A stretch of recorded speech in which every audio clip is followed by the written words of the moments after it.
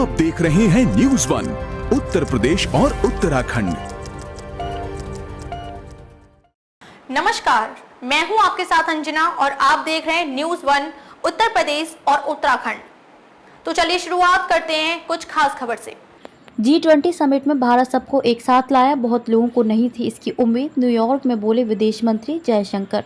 विदेश मंत्री एस जयशंकर ने न्यूयॉर्क में India UN for global south delivering for development कार्यक्रम में लोगों को संबोधित किया। इस दौरान उन्होंने G20 शिखर सम्मेलन और इसके मूल उद्देश्यों को बनाए रखने के भारत के दृढ़ संकल्प पर चर्चा से शुरुआत की। 23 सितंबर को हुए कार्यक्रम में जयशंकर ने कहा कि G20 शिखर सम्मेलन में बहुत से लोग अभी भी आश्चर्यचकित थे कि हमने वास्तव में सभी को एक साथ ला दिया।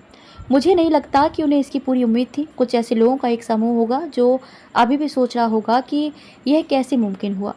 दूसरी ओर जिसमें मुझे लगता है कि मेरे साथ यहाँ मौजूद कुछ लोग भी शामिल हैं। इस बात की सराहना की है कि हमें G20 को ग्लोबल साउथ पर ध्यान केंद्रित करने के लिए मिला है। जिस काम के लिए G20 बनाया गया था वह वैश्विक वृद्धि और विकास था। G20 शिखर सम्मेलन में सबको एक साथ लाया। जयशंकर ने आगे कहा कि हमने उन्हें इस पर फिर से ध्यान केंद्रित करने और ग्लोबल साउथ पर विशेष ध्यान देने के लिए कहा। हमने पहले ही ग्लोबल साउथ शिखर सम्मेलन का आयोजन करके आंशिक रूप से ऐसा किया।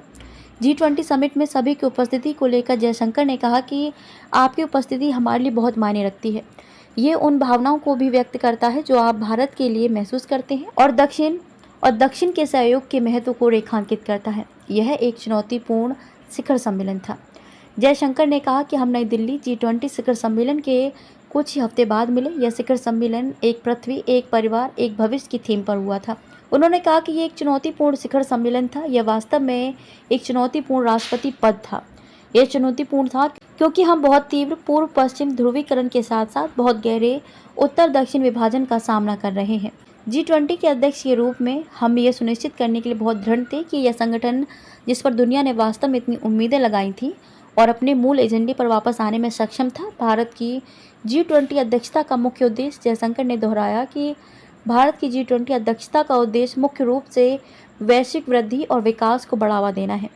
उन्होंने ग्लोबल साउथ समिट के साथ इस अध्यक्षता की शुरुआत पर प्रकाश डाला, जिसमें दक्षिण के 125 देशों को एक साथ लाया गया, जिसमें कई उपस्थित लोगों की सक्रिय भागीदारी थी। अब तक के लिए बस इतना ही। फिर होगी आपसे मुलाकात कुछ ऐसी ही खास खबर के साथ। तब तक के लिए नमस्कार और देखते रहिए न्यूज़ वन उत्तर प्रदेश और उत्तराखंड।